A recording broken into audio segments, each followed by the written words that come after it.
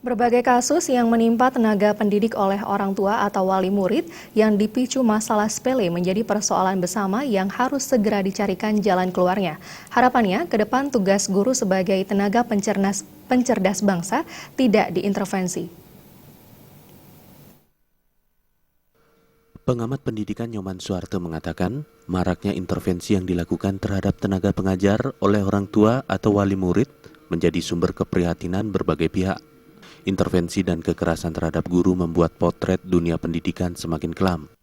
Upaya mencerdaskan bangsa turut terhambat dan konsekuensinya upaya peningkatan mutu pendidikan di Indonesia menjadi terhalang. Peran pemerintah sebagai indikator antara tenaga pengajar dan orang tua atau wali murid harus dikuatkan. Pemerintah diharapkan mampu menciptakan situasi yang kondusif agar proses belajar mengajar berjalan dengan baik.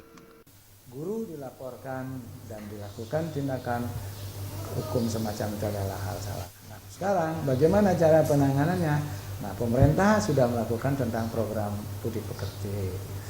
Nah, program ini perlu ditingkatkan dan sekaligus ada regulasi di dalam penentuan, baik itu aturan kalau ada diciptakan ini, karena masing-masing sekolah akan memiliki budaya berbeda di sekolah masing-masing. Nah, tergantung visi misi sekolah itu sendiri.